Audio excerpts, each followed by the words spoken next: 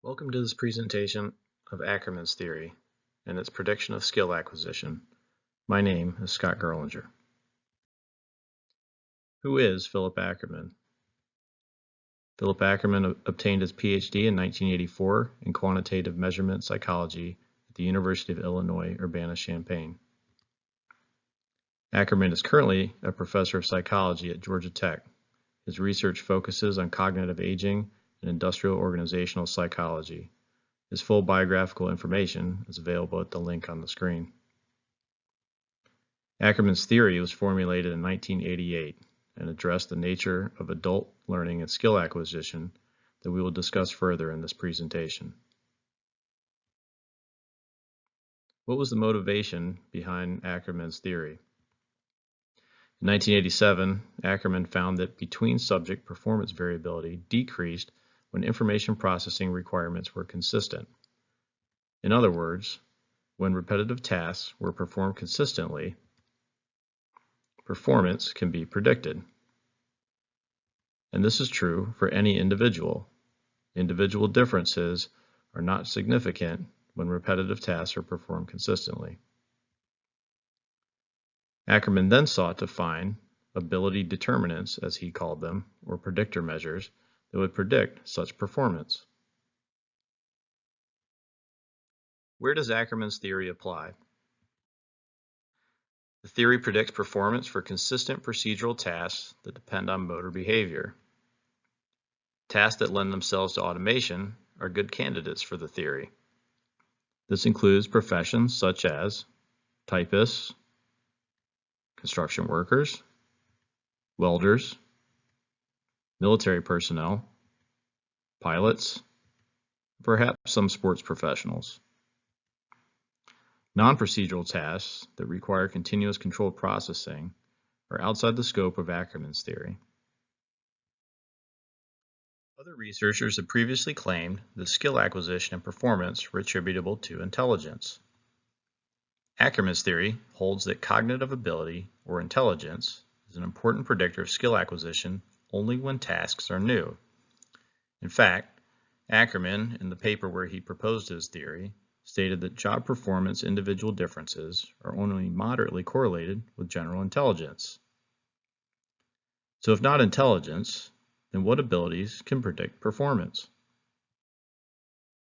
Ackerman's theory states, as we saw before, that cognitive ability is an important predictor of skill acquisition and performance when tasks are new. But as performance becomes more automated, performance becomes more associated with perceptual speed and psychomotor abilities. Perceptual speed is the readiness to attend accurately to some details in perception, such as watching the text appear on this presentation. Psychomotor abilities include fine and gross motor skills such as movement, coordination, manipulation, dexterity, grace, strength, and speed. Ackerman further detailed his theory into three phases of skill acquisition: the cognitive phase, the associative phase, and the autonomous phase. As a person proceeds from the cognitive to the associative to the autonomous phase, the speed of task completion increases and their level of conscious awareness of their activities decreases. General intelligence is correlated most with the cognitive phase, as seen in the graph on the right.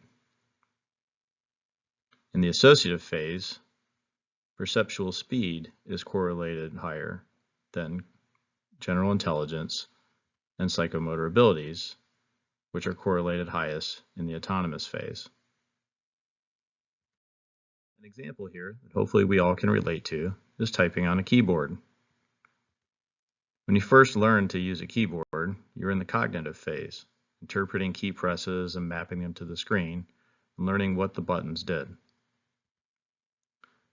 You've probably quickly moved on to the associative phase, where you're working through a hunt and peck visual search for keys, and your perceptual speed in being able to find those keys determine your performance.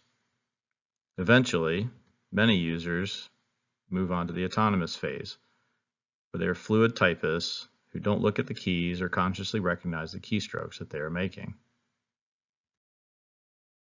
So in summary, Ackerman's theory says that for consistent procedural tasks that depend on motor behavior, general intelligence is not a reliable predictor of job performance after initial training is complete.